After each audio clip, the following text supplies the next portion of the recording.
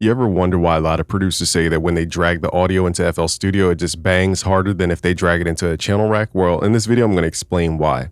So in the browser over here, we have control over what's called the volume over the sample, this little play button in the bottom left. We could turn this all the way to the right. This turns it up to 100% volume. Okay, so basically we can preview it loudly. Sometimes you want to turn down because you never know what kind of samples are super loud and you just want to turn them down. So for example, let's drag like a 50 cent. This is from my blueprint at busyworksbeats.com/blueprint. Okay, these drum breaks. So, it's a ton of stuff in there. It's a production cheat code more than drum breaks. Okay, so we have this at 80 BPM. So as you guys just saw, I dragged it into the playlist. So let's say in the browser, we have our volume turned down and then we hit play. It's just kind of like quiet. Now, if we go to song mode,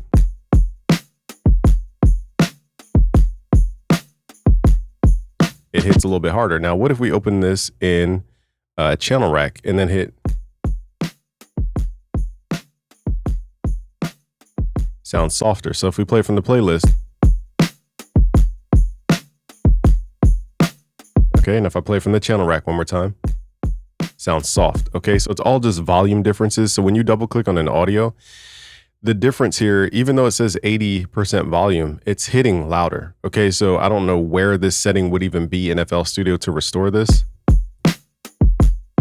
but it's not an obvious difference because even somebody who's just looking in can say, okay, the volume knob's the same, so why does it sound different? Because in the channel rack, if we go switch this to the channel rack mode, we see the volume here is at 78% by default. Okay, and then the audio is also at 78% by default. So it says -5 dB. Okay, but if we play it from the channel rack, it's soft. And if we play the audio file,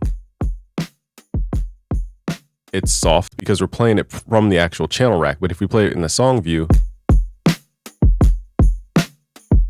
okay, so it's deeper than just reading a volume. Okay, so most people kind of talk down on FL Studio producers saying, oh, it's just obvious volume. It's not obvious because this reads the same exact volume as this, okay, but they sound completely different from when you play it in the channel rack than when you play it in the actual song playlist. So that's why a lot of producers are dragging their drums into the playlist. Now to fix this, you could simply turn it up, but some people just don't want to do that, or it just depends on what they're trying to do. Not everything needs to be made in the playlist.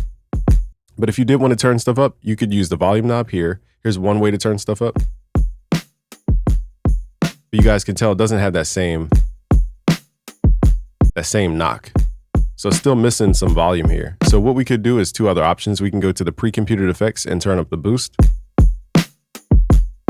Now we're where we need to be because that sounds similar to the playlist, okay? So now we're starting to get in that realm. Now, again, people who don't use FL don't understand the nuances. So again, even if you turn the volume all the way up, it still doesn't sound like the playlist.